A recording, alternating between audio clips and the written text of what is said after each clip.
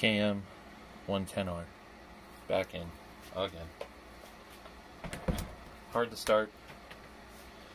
Have to keep it at 3/4 throttle. Full throttle, stalls out. No throttle, at idle, stalls out. When it gets hot, stalls out. Had this happen before, was the coil. We're going to replace it. Now, typically, you would just need your, what do you call it, wrench, chainsaw wrench, especially the one with the torque spit. So we're going to take all the covers off to get to the coil underneath.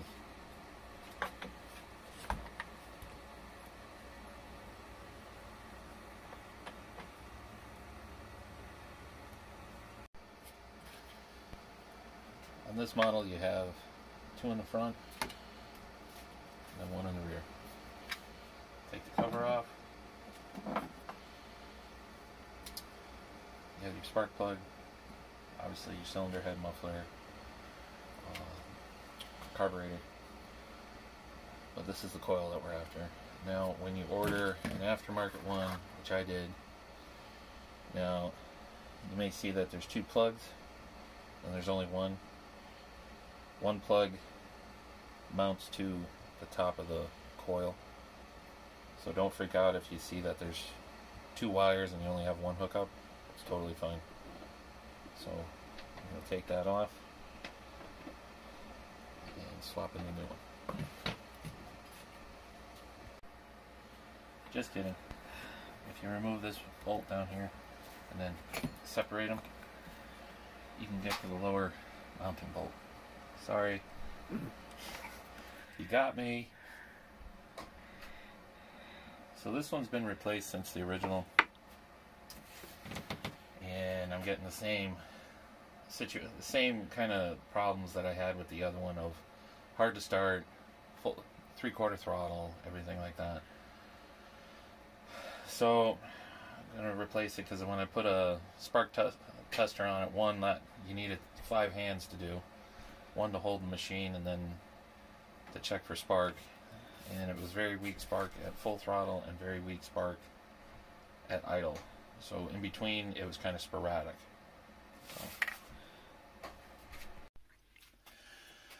So everybody kind of makes their own little brand type. There's OEM, there's aftermarket, a whole bunch of aftermarkets. A lot of people complain that the boots aren't always matching. Well, that happens OEM or not, but as long as it's oriented and shaped the same, you should be okay. So now we're going to put it back on and go through and try to see if it'll run after this.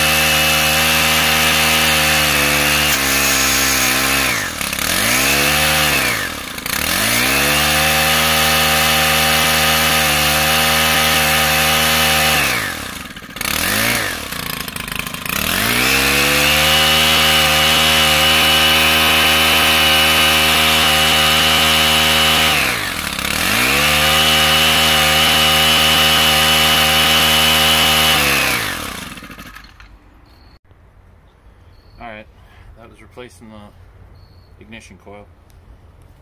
Like I said before, you'd be doing the 2-stroke disco move of trying to get it started, and you'd struggle to keep it going. That was at full throttle, down to idle, and then up. Before, you couldn't even just squeeze the trigger and go from an idle up to full idle. It would struggle, so you would have to pulse it a little bit, like you hear a lot of guys do with string trimmers going wow, wow, wow, wow. You would have to do that to get it up to full throttle before. You know, it's an electronic part. A lot of places, they don't warranty them. So, you know, you might have one that lasts the lifetime of the machine, or it may not last a couple of years. You know, it's like when you buy parts for your car, the electronic ones, there's really no warranty on it, so it's kind of as it goes, that's it. So hopefully it helps you out. Thanks. Okay, so after the last video, brought the machine out with the brush cutter on it, and it wouldn't start. Pulled, it flooded itself. It was like the switch was in the off position, so worked without it. Got back home, add insult to injury, the BG 560 that I have, handheld blower, the switch started to go bad.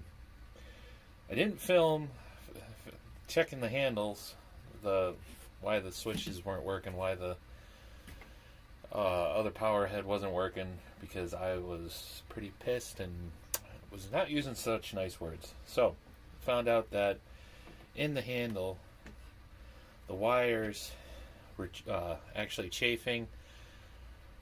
On the blower, they were chafing. That's why the switch didn't work. And then on the other power head, the wire was actually just cut. And that's why it was just acting like it was dead. So fix that. It's winter right now, so going through everything to not have issues arise unless, you know, it's just something that happens. So now we're up to the KM111R that you've seen me work on before. So we're going to check the handles, since the other two Stihl equipment pieces that I have had the same problem with the wire, and this one acts almost the same way, of almost like it doesn't have spark and it sputters. So we'll check this one out. So use the Swench or T-handle, whatever you want to call these things from Stihl. We're going to take these fasteners out. Oh, okay, that's a different size than this one. And that, so is that. Okay, let me go get another wrench.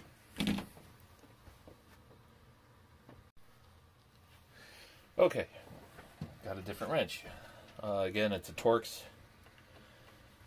Fits. Alright. How lovely. They give you a tool to use out in the field like these, and it doesn't fit. So, anyways, let's take these off. Normally I would cut through this, but obviously 2 out of 3 of these machines, the wires have been either chafed or cut, causing a problem. For you, I'm going to leave it on there so that you can see it just as I see it.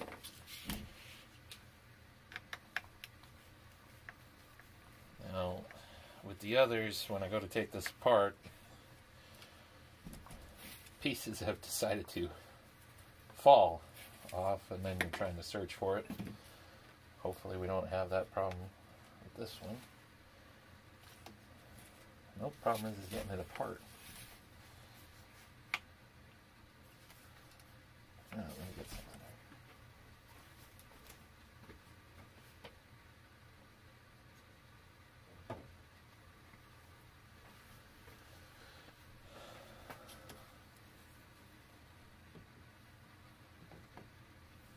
here. Get a longer screwdriver. There we go. Ah, here we are. Now, the wire. Do you have a good view here? Yeah. Now the wire goes under behind here. It's in there. They don't make it easy for you in there. Geez, this is set up worse than the others.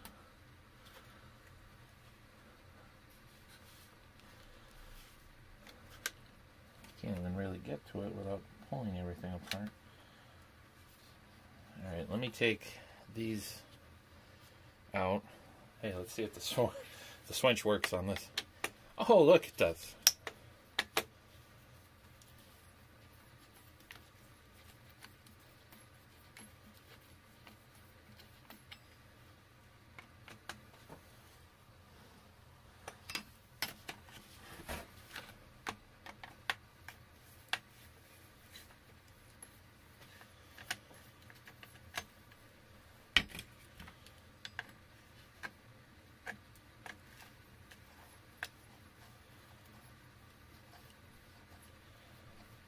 So, still using the gas power heads for if I'm cutting a lot of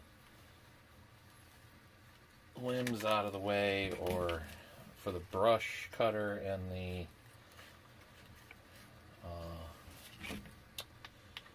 tiller and broom attachment for these combi systems. It's still good to have the gas units to run, because the battery just doesn't last very long. Again, it's just the amperage, and you can hear the electric one bog down anytime you hit something heavy. And why is this thing still attached here? I really don't want to tear apart all the handle here, because that's going to be... Do you have a good view? I don't want to take this all apart, but maybe I'm going to have to. Let's just check the wire. Yeah, it's clipped in the back, but the wire doesn't look too bad. But I mean, it's really pinched in there. I guess I'm going to have to take this handle apart. And how do you do that? Oh, there's another. Maybe you take it that way. What if I loosen this up? Do you think that'll work? Because everything else seems like kind of like pressed on there. Oh yeah, and this one's got a spring on it. Yeah.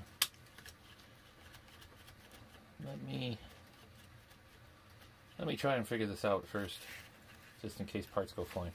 Alright, I'll bring it right back. Alright, got it apart. Let me see if I can bring it in here. So, wiggled that off. Nope, not that. Wiggled off the bottom trigger part. And then this spring came flying out. That was connected to the operator awareness switch that sits on top. So that's going to be fun. I didn't pay attention to how that was in there. So, anyway. Now, up in here, there's actually 2 wires in there. You see the orange and then the black in there. The orange one, as you can see that hard pinch in there? That hard angle? That's how they came from the factory, I guess. And then it has all these metal pieces for, you know, this is to stop it. It's got some dirt in it. I'm going to clean it up. I don't see the wires being that bad. Just going to check it, but 2 out of 3 is not bad. So I'm going to clean it up and then bring it back as I'm putting it back and trying to guess how that spring went into that switch or handle. Alright. Alright, figured out how to get that back on there. Little spring clips into the bottom of this so that it always springs up. And then work this one back on, put the little spring on there so that all works together. But anyways, so I don't see anything with the wires here except for this one bad pinch point down in there. But that's how the factory came. But you know, right in here, these plastic pieces, that's where the other ones had chafed. I don't see that here, so 2 out of 3 is not bad, but again, on this one, maybe I just got a lemon, you know. I mean, it ran good, and then it had carburetor trouble, and then it's acting like it's got no spark. It has weak spark. I tried swapping out new coils with it, or swapping with coils that are working and it's still acting funny. I don't know, might be kind of one of those lemon ones that maybe you just use for parts. I mean, it happens. You hear people say it all the time. But, yep, if you go to take apart one of these, be very careful when you take one of these apart, because like I had, you had a spring fly out of there. But, yeah, just checking for chafed wires. You know, as far as why this one's having a problem, it's the search continues with it. But at least I have the other one. But, yeah. If it seems like you don't have any spark, or it's just not working, or the switch is bad, and there's the well pump. Hold on. Okay, well pump's done. What was I saying? Yeah. I think it was, if your machine's kind of acting like you have lost spark, or the on-off switch isn't working, just check your wires for pinching in here. Compared to the older machines, they've improved it a little bit, but again, I don't like that like hard right angle in there with that wire. I mean, that's a good place for it to chafe or break. I mean, that might be the issue right now, but I don't see any damage to it. But I just wanted to, before posting the other video, just send in a quick thing that, you know, it ran fine in that video, and then it didn't work. Wish I could have it out right now, but it's in the trailer that's covered with snow and ice on it right now, so I can't take it out and show you. But it is running better. This one's kind of a backup to a backup. But at least for this video, it's just about the gas units. I'm not going to get into the electric one. Why did I get it? Why do I hold on to these and all that other stuff? But at least if you're stumped and you don't want to bring it in yet, or in the case around me, it's going to take you a month or more, you know, just open it up here, check your wires. Your wires might be the problem. Make a quick connection. You might be back on the road again. All right. Hope it helps. Take care.